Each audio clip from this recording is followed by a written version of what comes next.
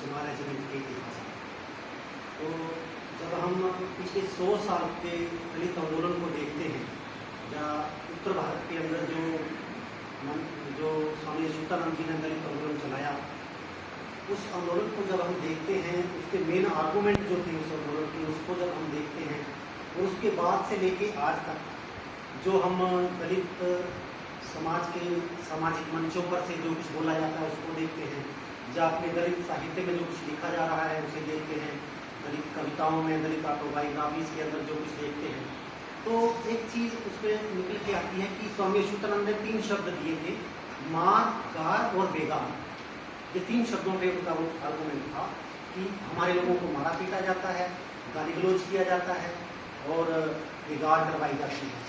तो अगर उसके बाद हम 2-3 चीज़ें और जोड़ दें, तो जैसे हमारी औरतों से रेप किए जाते हैं, हमारी बस्तियाँ जलाई जाती हैं, तो ये सारा का सारा इसी के ऊपर फोकस हो जाता है, पूरा चेतना, पूरा दलित आंदोलन इसकी फोकस हो जाता है।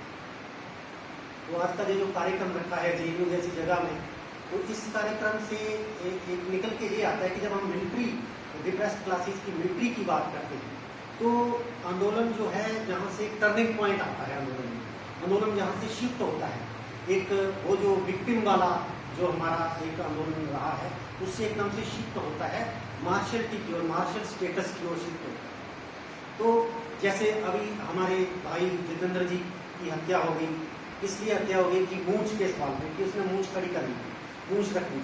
तो जो खड़ी मूंछ का जो सिंबल है, इसको हम अगर ध्यान से देखें तो ये मार्शल उससे जोड़ता है कि कहीं ना कहीं ये समाज में है कि ये लोग मार्शल नहीं हैं, और अगर मार्शल नहीं है तो फिर अपनी ये खड़ी मूंछ नहीं रख सकते, खड़ी मूंछ का जो कंसेप्ट है। जब हम डॉक्यूमेंट्री फिल्में देखते हैं जीव जंतुओं की, तो उसमें बंदरों की अगर हमने डॉक्यूमेंट्री फिल्म देखी हो, तो उसमें दिखाते हैं कि जो बंदरों का जो ट्रूप होता है, उसके अंदर एक उनका एक सोशल बिहेव होता है कि उस ग्रुप का एक लीडर होता है, और वो लीडर जो होता है उसका सिंबल होता है कि वो लीडर है तो अपनी पूंछ खड़ी करके रखेगा, उसका एक स्टेट मार्शल स्टेटस है कि लीडर है। तो जा तो वो दूसरे मेल को वहाँ टिकने नहीं देगा, मार काट के भगा देगा, जा फिर दूसरे मेल को वो मार देगा, जा दूसरा मेल जितने भी हैं उस ग्रुप में अगर वो वहाँ रहना चाहिए, तो वो एक उस डॉक्यूमेंट्री में मैंने देखा जियोग्राफी चैनल पे कि वो दूसरे मेल उसकी मौजूदगी में अगर रहेंगे तो वो अपनी पूंछ को अपनी टांगों के बीच में दबा के रखेंगे, खड़ी करके नहीं रखेंगे। तो ये जो पूंछ और मूंछ के बीच का सिंबोलिज्म है, आदमी का विकास अगर बंदर से हुआ, तो जब हम बंदर थे तो पूंछ खड़ी नहीं कर सकते थे, जब हम इंसान बने तो मूंछ खड़ी नहीं कर सकते। तो ये जो लंबा एक हमारा आंदोलन चला है, ये इस पूरे मूवमेंट में हमें देखने को मिलता है कि इसमें मार्शल स्टेटस की जो बहुत ज़्यादा कमी है, और मार्शल स्टेटस की कमी देखिए, कोई भी कौम जो होती है वो कौम कभी भी ना तो कभी कोई नॉन मार्शल पैदा होता है, ना कभी कोई मार्शल पैदा होता है। पैदा तो होने के बाद ही समाज में उसका जो उसके अंदर वातावरण होता है वो उसको मार्शल या नॉन मार्शल तय करता है। जैसे सिख कौम का हमारे सामने उदाहरण है। सिख कौम मेरे ख्याल से इंडिया की इस समय सबसे ज़्यादा किसान आंदोलन के बाद सबसे ज़्यादा बड़ी मार्शल कौम बन के साबित हुई है। जब इनका किसानों का आंदोलन चल रहा था सिंगू बॉर्डर पे, तो हम लोग बार बार वहाँ जाते थे, तो लोगों से मिलते थे, उनके इंटरव्यू करते थे, तो लोग वो एक बात बड़े निकल के आती थी, बार बार बोलते थे कि देखो भी हमारा तो इतिहास है, हम जिस भी मोर्चे पर जाते हैं, या तो मर के आते हैं या जीत के आते हैं, जहाँ आए हैं या तो मर के आएंगे लौटेंगे या जीत के लौटेंगे। और देखिए 1 साल तक उनका आंदोलन चला, और 1 साल के बाद वो लोग 300 से ज़्यादा तो मर के गए और बाकी सारे जीत के गए। ये उनका मार्शल सिंबल। और हम हैरान होते हैं उनकी हिस्ट्री जब देखते हैं कि गुरु गोविंद सिंह के पिताजी से पहले सिख कभी भी मार्शल नहीं थी। एक धार्मिक कौम थी, आम कौम थी, और एक अग्रेरियन सोसाइटी के लोग थे। हालात कुछ ऐसे बने कि गुरु गोविंद सिंह के पिताजी की शहादत, और उसके बाद वो सारे की सारी कौम को उन्होंने मार्शल बनाया, और उसके एक नॉलेज प्रोडक्शन का उन्होंने अपना एक पूरा सिस्टम खड़ा किया, मार्शलिटी की ओर जाने का, मार्शल स्टेटस की ओर जाने का। और सिखों में 3 पीढ़ियों, 3, 4, 5 पीढ़ियों के अंदर ही इतना ज़बरदस्त मार्शल स्टेटस आ गया था कि तिब्बत की औरतें अगर अपने बच्चों को सुलाया करती थी, तो बच्चों को बोलती थी बेटा सो जा, नहीं तो सरदार जोरावर सिंह आ जाएगा। वो तलवार लहराता हुआ तिब्बत पहुँच गया था। और अफगानिस्तान की माताएं अपने बच्चों को कहती थी कि बेटा सो जा, नहीं तो सरदार बंदा बहादुर आ जाएगा। बंदा बहादुर अपनी तलवार लहराता हुआ अफगानिस्तान पहुंच गया। तो एक कौम जो कभी मार्शल नहीं रही थी, उस कौम का जो इंटेलेक्चुअल था, उस कौम के जो लीडरशिप थी, उस पूरी लीडरशिप ने हालात की नज़ाकत को देखते हुए अपनी पूरी की पूरी कौम को मार्शल बना दिया, और ऐसा मार्शल बना दिया कि आज वो सबसे बड़ी मार्शल कौम बन के निकल के आई। तो अब सवाल ये उठता है कि भाई इस चीज़ की जरूरत क्या है कौम को मार्शल बनाने की, कौम को मार्शलिटी की ओर ले जाने की, ये जो शिफ्ट हम बता रहे हैं, टर्निंग पॉइंट बता रहे हैं, इसकी जरूरत क्यों है? इसकी जरूरत इसलिए है कि देखिए कोई भी कौम है, हर कौम को एक न एक समय बुरे से बुरे दौर से गुजरना पड़ा। जो आज अपने आप को सो कॉल्ड अपर कास्ट या हायर कास्ट कहते हैं, इनका भी कभी ना कभी कोई इतिहास रहा है कि ये बहुत बुरे दौर से गुजरे हैं। यहूदी एक बार बहुत बुरे दौर से गुजरे, हर कौम गुजरी है। तो अगर हमारी कौम की भी अगर बुरे दौर से गुजरी है, तो जब वो कौमें बुरे दौर से निकल के आती हैं, तो उसके निकलने के बाद फिर वो अपने आप को, अपनी आइडेंटिटी को एक दोबारा से रिक्रिएट करती है। हमारी कम्युनिटी जो है वो भी अब बुरे दौर में अभी भी है और गुजर के भी आई है, लेकिन अब हम कम से कम इस पॉइंट पे पहुंच चुके हैं कि डिप्रेस्ड क्लासेस का एक अपना मध्यम वर्ग बन गया है। और अगर उच्च मध्य वर्ग नहीं बना तो कम से कम निम्न मध्य वर्ग बन गया है। और इस निम्न मध्य वर्ग के अगर इसकी क्रिएशन हो गई है, तो फिर एक हमारी एक मार्शल आइडेंटिटी की इसमें जरूरत पड़ती है। वो क्यों पड़ती है कि देखिए हम सभी लोग जो आए होते हैं वो बहुत बुरे हालात से आए होते हैं। खासकर आपकी जो पिछली पीढ़ी है, जिन्होंने आपको जहाँ पढ़ने की पीढ़ी मिला है, वो बहुत बुरे हालात से निकल के आई होती है। तो जब बहुत बुरे हालात से निकल के आई होती है, हम लोगों ने मेहनत करके अपने बच्चों को अच्छे स्कूलों में पढ़ाया होता है, अच्छे सूटेड वूटेड करके उनको भेजते हैं घरों से, और अच्छी खुराक, अच्छी डाइट, उनको बादाम जूस पिला के लाल कर रखे होते हैं चेहरे। लेकिन वही बच्चे, लाल चेहरे वाला सूटेड वूटेड हमारा बच्चा जब ट्रेन में सफ़र कर रहा होता है, 4 लोगों के लिए सफ़र कर रहा होता है, और अचानक उससे उसकी कोई कास्ट पूछ लेता है, तो उसी बच्चे का, लाल वाले बच्चे का चेहरा एकदम पीला हो जाता है। तो अब समाज के हमारे आंदोलन की चिंता यह है कि हमारी अगली नस्लों का रंग पीला ना हो। कोई इसकी कास्ट पूछ ले तो उसको अपनी उस पर गर्व हो। तो उसको गर्व तब होगा जब हम विक्टिम वाले इससे उठ के अपने कुछ मार्शल स्टेटस को लेके सामने आएंगे। तो वो मार्शल स्टेटस जब बच्चों को पता होगा, अब सरदार का बच्चा क्यों शेर की तरह रहता है, जब उसको गुरुद्वारे में लेके जाते हैं तो बच्चे को बोलते हैं बेटे ये जो तलवार टंगी है, ये हमारे गुरु की तलवार है, ये जो भाला टंगा है, ये हमारे गुरु का भाला टंगा है। तो जब बच्चे को देख के उसमें, तो बच्चे को उसमें देख के ही मार्शलिटी पैदा होती है। तो जब हम रोज बच्चों को कहेंगे कि वहाँ अत्याचार हो गया, वहाँ मार दिया, वहाँ मार दिया, वहाँ रेप हो गया, वहाँ ये हो गया, वहाँ बस्तियाँ जल गई, वहाँ पूरा गाँव घेर दिया, बच्चा यही सुनते सुनते बड़ा होता है और फिर वही हीन भावना से भरा हुआ आगे वो उसी में चला जाता है। तो इस तरह पीढ़ी दर पीढ़ी उसमें डिप्रेस जो हो जाती है। तो इस चिंता को देखते हुए इस चिंतन का जो शिफ्ट है वो मार्शल स्टेटस की ओर, जब मिलिट्री हिस्ट्री की ओर जो है वो होना चाहिए था। और इसलिए ये आज का जो कार्यक्रम है, मैं सोचता हूँ कि ये बड़ा महत्वपूर्ण कार्यक्रम है। और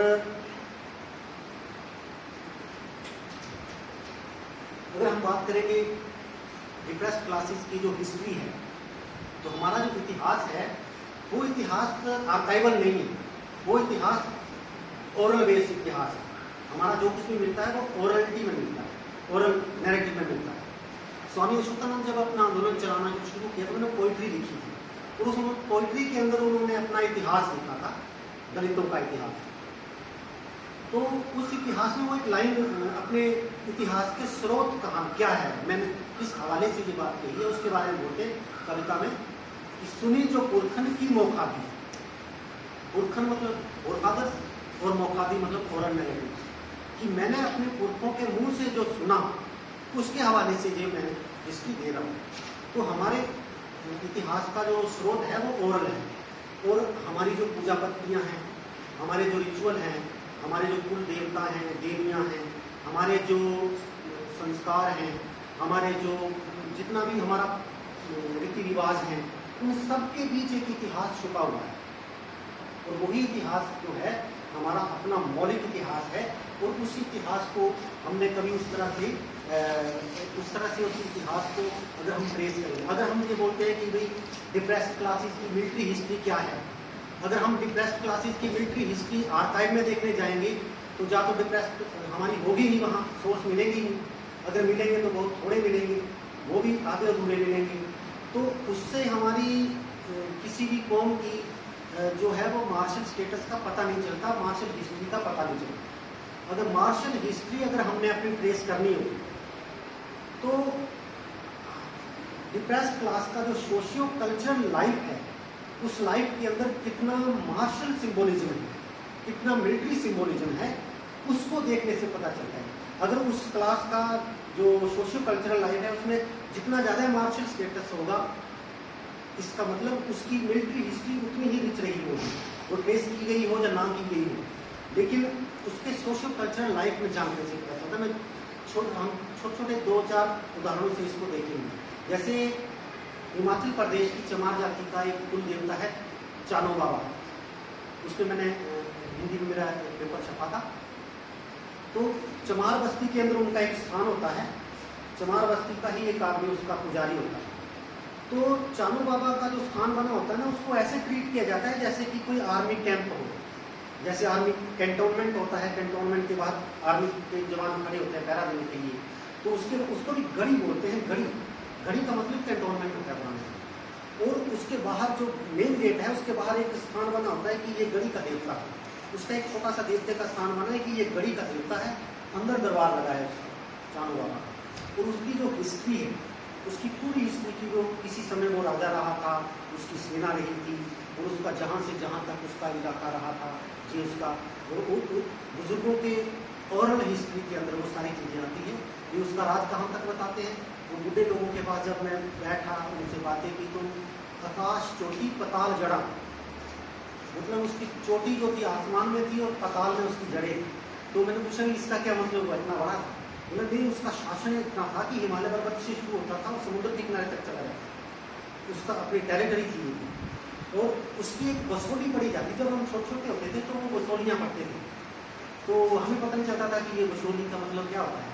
और में जब बड़े होता पता चला बसोली का मतलब होता है वंशावली। तो उसकी पूरी बसोली जो वंशावली जो पढ़ी जाती है, तो उसमें पढ़ा जाता था आज से जुगाद, जुगाद से अर्श, अर्श से पुरुष, पुरुष से नीलमंडल, नीलमंडल से शैल, शैल से राजा कैलाश, राजा कैलाश का बेटा से चंद्र।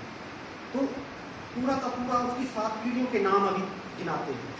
तो जब उसको पूरा एक मैंने लाइन में लिखने की कोशिश की और पूरे नामों को, तो फिर नीलमत पुराण के अंदर मैंने जब नाग जो वॉरियर थे उनके नाम देखे तो सारे नाम वहाँ निकल के आए। अगर नाग वॉरियर के नामों को हमारी एक डिप्रेस्ड क्लासेस की एक सबसे बड़ी जाति अपने कुल देवता से जोड़ रही है, तो इसका मतलब ये हुआ कि उनकी हिस्ट्री कितनी मार्शल स्टेटस वाली रही होगी, कितनी रिच रही होगी। उसकी तरफ हम लोगों ने उस ओरल नैरेटिव को पहचानने की कोशिश ही की। उसके बाद एक आता है पंजाब में, नॉर्दर्न पंजाब के अंदर, ये वाबा के अंदर सतलुज और ब्यास के बीच में, ये खासकर ये जो शिवालिक की पहाड़ियों में एक स्थान बना है तखतनाग।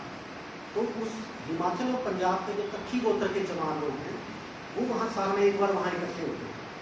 तो एक बार इकट्ठे होकर वहाँ पे उसका कहते हैं कि ये हमारा जहाँ हमारा पहला पुरखा है यहाँ, तो उस पुरखे के नाम पे वहाँ इकट्ठे होते हैं। उसके लोकगीत, लोक गाथाएँ, लोक कथाएँ और पूरा ओरल उसका है पूरा, तो वो वहाँ बैठ के उसका पूरा याद करते हैं। तो मैं पूछता था उनसे कि तखतनाग का मतलब क्या है, तो बोला उसका नाम था।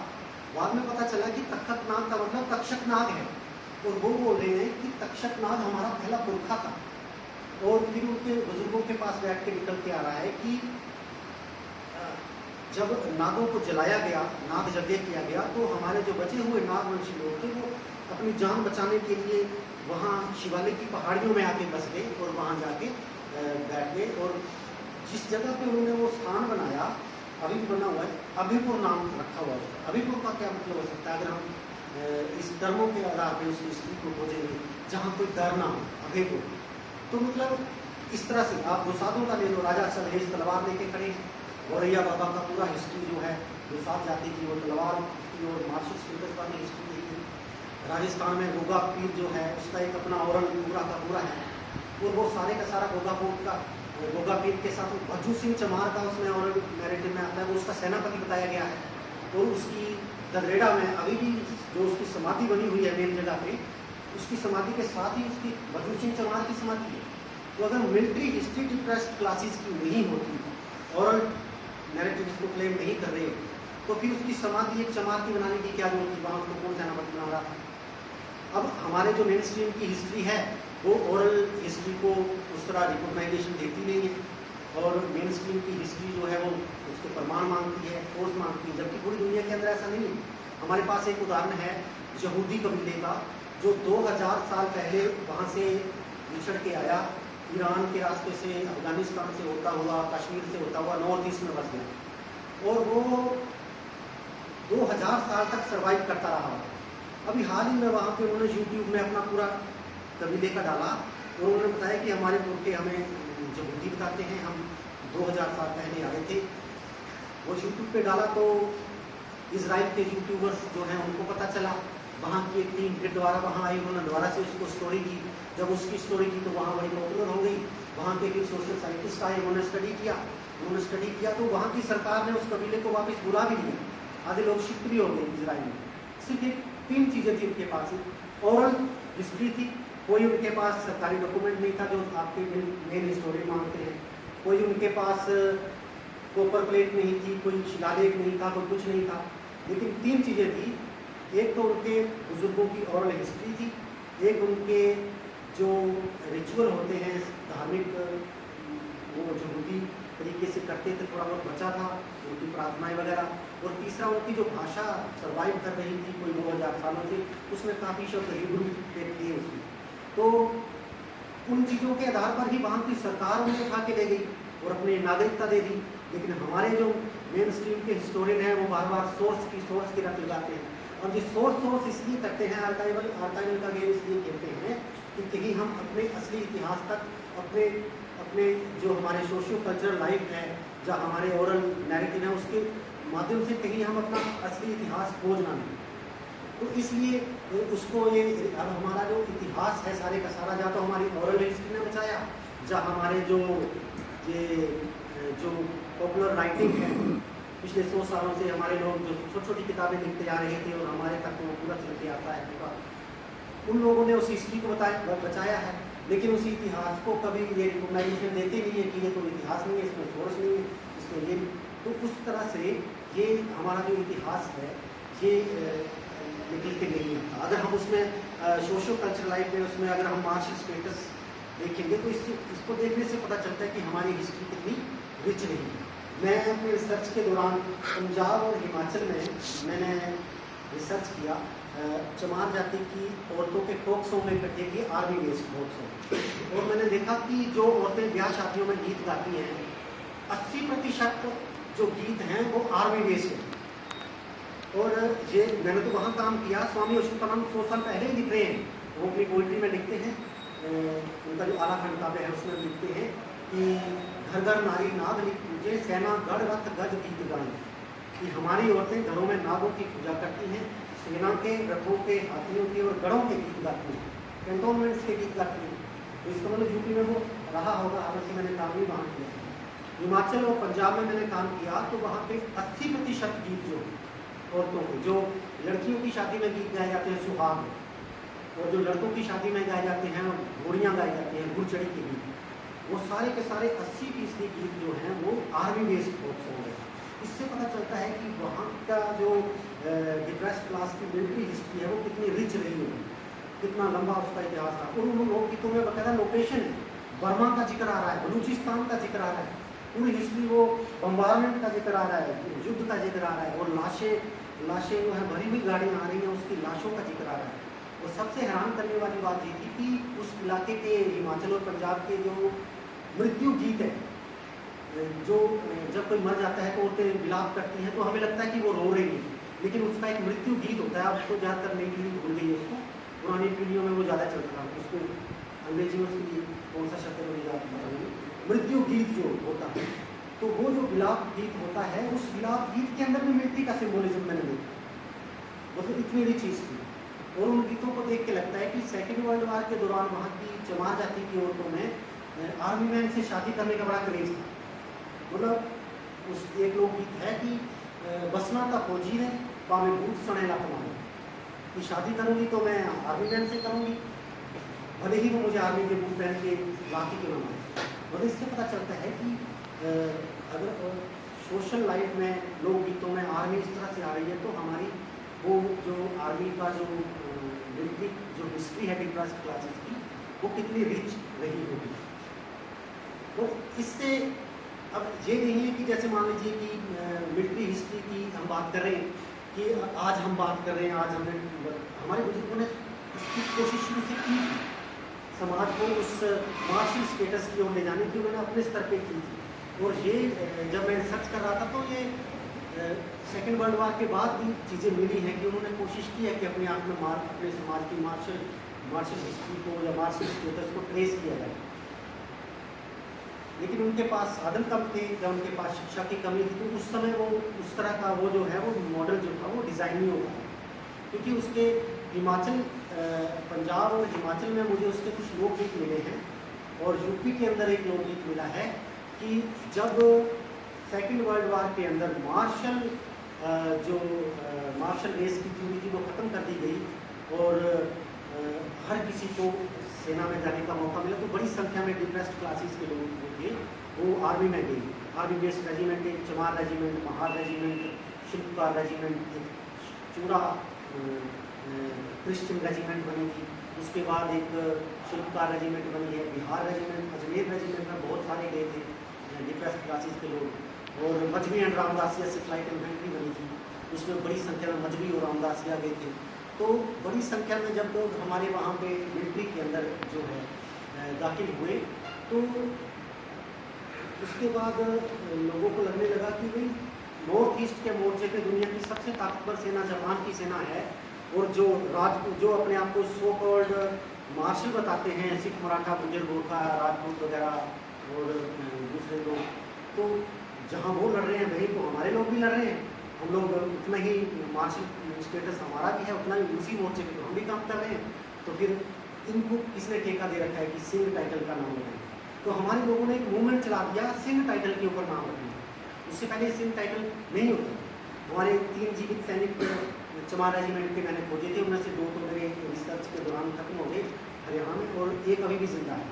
तो उन्होंने जब वो वहाँ से रिटायर होके आए तो उन्होंने युद्ध लड़के आए, तो घर पे आके उनकी शादियाँ हुई, तो उन्होंने अपने बच्चों के नाम सिंह टाइटल पे रखे। तो सिंह टाइटल के ऊपर नाम रखने का एक मूवमेंट शुरू हो गया दलितों के अंदर, और उसके बकायदा लोकगीत बने। और हमारे कुछ एक्टिविस्ट लोग थे, वो उन गीतों को गांव-गांव में जाके, कार्यक्रमों में जाके गाते थे और लोगों को सिंह टाइटल के ऊपर नाम रखने के लिए जो है वो प्रेरित करते थे। तो इसका मतलब ये है कि इस तरफ हमारे बुजुर्ग लगे हुए थे। ये जो हमारा ये जो मॉडल है जे कि मार्शल स्टेटस जो है कमेटी में आए, तो उस पर काम कर रहे हैं। बाकी जो हमारी, जैसे बताया मैंने कि जो हमारी ओरल हिस्ट्री है, वो जो ओरल नैरेटिव है वो किस तरह हमारी हिस्ट्री को जिंदा रखते हैं, और हमारी जो हिस्ट्री है दरअसल ये मिटाई हुई हिस्ट्री है, इरेज हिस्ट्री है। तो इसको मिटाया हुआ कैसे है और ओरल नैरेटिव इसको जिंदा कैसे रखते हैं, उसका एक उदाहरण है कि जब मैंने चमार रेजिमेंट पे काम किया शुरू, तो मुझे उससे पहले ही 2 साल पहले से ही मेरी किताब आ गई थी चमार रेजिमेंट पे। तो 14-13 में मुझे 3 जिंदा सैनिक जो मिले थे, तो मैंने उनके लंबे इंटरव्यू किए थे। तो उनके इंटरव्यूज़ के माध्यम से निकल के आया कि चमार रेजिमेंट के जो सैनिक थे, चमार रेजिमेंट को इसलिए डिसबैंड किया गया कि उसने विद्रोह कर दिया और आज़ाद हिंद फौज के साथ वो जो है वो चले गए थे, और इसलिए उनको डिसबैंड कर दिया। ये नैरेटिव उनका ओरल नैरेटिव है, जो खुद हवलदार चुन्नीलाल, दफेदार रेजिमेंटल दफेदार में जो जोगीराम और दफेदार ये तीनों का जो आदमी खुद उस रेजिमेंट का हिस्सा है, वो जो बता रहे हैं। लेकिन सोर्स बता रहे हैं कि डिसिप्लिन की कमी थी, सोर्स उस बात को छुपा रहे हैं, आंदोलन को छुपा रहे हैं। तो जो स्टेट होता है वो अपने खिलाफ होते विद्रोह को तो छुपाता ही है। अंग्रेजों ने भी भगत सिंह को ये नहीं बताया था कि वो क्रांतिकारी है, वो तो बताया था कि वो आतंकवादी है। तो डिसिप्लिन की कमी है, इसका मतलब हमारे सैनिक जो थे वहाँ डिसिप्लिन तोड़ रहे थे, लेकिन आज़ाद भारत के डिसिप्लिन तोड़ रहे थे का मतलब विद्रोह कर रहे थे ओरल नैरेटिव से कि वो INA में जा रहे थे। तो ये ओरल जो उसका प्राइमरी सोर्स है वो उसको छुपा रहे हैं। और उसके बाद क्या होता है कि आर्मी के अंदर चमार रेजिमेंट की जब युद्ध के मोर्चे पर है चमार रेजिमेंट, और नेताजी सुभाष चंद्र बोस वहाँ से कॉल कर रहे हैं, मोहन सिंह जी जो वहाँ के उसके कमांडर थे आज़ाद हिंद फौज के, वो बता रहे हैं कि भैया आप हमसे जुड़ो, और बहुत सारे सैनिक छोड़ छोड़ के जा रहे हैं। तो चमार रेजिमेंट के एक सैनिक थे देवक राम, हरियाणा के। तो देवक राम ने अपनी अपनी अपनी उसके आर्मी कंपनी के अंदर अपनी सर्विस राइफल से 2 अपने ऑफिसरों को मार दिया। ऑफिसर दोनों मुस्लिम थे। जब 2 ऑफिसरों को मार दिया और वो भारत माता की जय, जय आजाद हिंद फौज जिंदाबाद का नारा लगाते हुए भाग गए और अपने साथ आने के लिए सभी सैनिकों को कहा। फिर बाद में उसको पकड़ने के लिए एक दल गठित किया गया और बाद में फिर उसको 24 घंटे बाद उसको जंगल में से पकड़ा गया, फिर उसका कोर्ट मार्शल किया गया, फिर उसको फांसी की सजा दी। तो अब देखिए, चला के देखिए मार्शल हिस्ट्री को या मार्शलिटी को छुपाने की। एक मंगल पांडे जो है वो अपने आर्मी बैरक के अंदर गोली चलाता है, अपने दो ऑफिसरों को घायल करता है। 2 ऑफिसरों को घायल करता है तो सिंबल ऑफ ब्रेवरी बन जाता है, क्योंकि वो पानी है, उसकी कास्ट है और मरता कोई नहीं है उसमें से। और हमारा सैनिक जब गोली चलाता है, 2 सैनिक मरते हैं, दो ऑफिसर मर जाते हैं, तो उसको कोई उसकी पूरी की पूरी देशभक्ति पूरा चपूरा वो सारा फाइलों के अंदर दबा है, उसको कोई देखता नहीं। और जब मैंने इंटेलिजेंस रिपोर्ट्स पढ़ी हैं चमार रेजिमेंट की, तो हैरानी की बात यह है कि सारी की सारी रिपोर्टें हैं, लेकिन उस रिपोर्ट वाला पेज गायब है। अब फिर हम कैसे नहीं कहेंगे कि हमारी हिस्ट्री मिलाई हुई हिस्ट्री, हमारी हिस्ट्री बेस हिस्ट्री, सारी की सारी फाइलों में वो रिपोर्टें मिल रही हैं हर महीने की रिपोर्ट की, लेकिन उस महीने वाला पेज गायब है। उसके बाद जो बोर्ड डायरीज हैं, हर रेजिमेंट की 1-1 मिनट की, हर कंपनी की 1-1 मिनट की लोकेशन, 1-1 मिनट की जो उसकी कार्रवाई है उसका पूरा जिक्र किया गया है। लेकिन जब बात आती है देवक राम ने गोली मार दी, तो उसका वो है कारण है वो कहीं नहीं बताया गया। बस इतना बताया गया है कि एक रिग्रेटेबल जो है वो इंसिडेंट हुआ है और देवक राम ने 2 ऑफिसरों को गोली मार दी। उसके बाद वजह क्या रही है कुछ पता नहीं। आगे के पन्नों में देखते हैं कि हिंदू मुसलमानों में बहुत हिंदू ऑफिसर और थे, हिंदू सैनिक थे और ऑफिसर मुस्लिम थे। तो कह रहे कि आर्मी के अंदर जो है रेजिमेंट के अंदर हिंदू और मुस्लिम में टेंशन हो रही है उस घटना की वजह से। तो रंग दिया जा रहा है, गोली मारी जा रही है देशभक्ति के लिए, विद्रोह के लिए, और उसके ऊपर अंग्रेज जो स्टेट है वो रंग चढ़ा रही है हिंदू मुसलमान, और हिंदू मुसलमान की आड़ में उसको पूरी तरह छुपाया जा रहा है। अब ये पूरा का पूरा फिर उसने खत्म करके वहाँ आर्काइव में रख दिया, आर्काइव के अंदर रख दिया। आप कल्पना करिए कि अगर हमारे 3 जिंदा सैनिक ना मिले होते, पहले मर गए होते और जिंदा नहीं होते, तो पूरी का पूरा विद्रोह, पूरी का पूरा वो मार्शल स्टेटस और उसकी पूरी देशभक्ति जो है वो सारी की सारी उस फाइलों के साथ ही खत्म हो जाती। क्यों हमारा पागल, ये भी तो कह सकते हैं कि वो उसका दिमाग खराब हो गया था, पागल हो गया था, उसको गोली मार दी। तो मतलब इस तरह से हम कह सकते हैं कि ये जो हिस्ट्री है, ये जो रिक्वेस्ट क्लासेस की हिस्ट्री है, ये एक तो ओरल नैरेटिव में जिंदा है, उसी में मिलेगी, और दूसरी है कि ये जो हिस्ट्री है ये उसी ने बचाई है जहाँ पॉपुलर राइटिंग ने जो है उसको इस हिस्ट्री को बचाया। और जो उसके बाद जो अंतिम बात है कि ये जो इतिहास लेखन है जिसकी आप यूनिवर्सिटी में आपके यहाँ ये जो थ्योरियाँ पढ़ाई जाती हैं, उसकी डिफरेंट थॉट ऑफ स्कूल जो शैलियाँ, उसकी इतिहास लेखन की जो अलग अलग शैलियाँ बताई जाती हैं, दलित इतिहास एक ऐसा इतिहास है जो किसी भी शैली में फिट नहीं बैठता, वो किसी भी शैली के अंदर उसको हम व्यक्त नहीं कर पाते। और दलित का जो मौलिक, जब उसकी अपनी मैथोलॉजी दलित हिस्ट्री लेखन की बनेगी, अपनी डिज़ाइन जो है वो डेवलप होगा, वो उसका मौलिक मैथोलॉजी के अंदर उसका मौलिक इतिहास जो है उसकी मौलिकता तभी बची रहेगी जब अपना मैथोलॉजी बनेगी और वो अपने उसी में वो अच्छी तरह से व्यक्त हो पाएगी। तो इतना ही इन्हीं शब्दों के साथ मैं आपका आभारी हूँ, क्योंकि ये इस तरह के जो कार्यक्रम हैं ये होने चाहिए। समाज को मार्शल स्टेटस की ओर ले जाने के लिए ये बहुत ज़रूरी है, ताकि हमारा जो विक्टिम वाला जो ये चला आ रहा नैरेटिव है वो उसमें इससे जो है निकल के समाज बाहर आएगा और जो नई पीढ़ियाँ होंगी उसमें नई चेतना और नई ऊर्जा बढ़ेगी। तो एक नए युग में हमारा, एक नए स्टेज में हमारा जो मूवमेंट है वो आएगा, जब हम अपने इतिहास के जो हमारे सोशियो कल्चरल लाइफ है उसमें से जब हम अपनी वो मार्शल स्टेटस के जो सिंबोलिज्म है, मिलिट्री सिंबोलिज्म है, उसको ट्रेस करते हुए अपना एक पूरा मार्शल इतिहास खड़ा करेंगे, मिलिट्री हिस्ट्री भी करेंगे। बहुत बहुत धन्यवाद।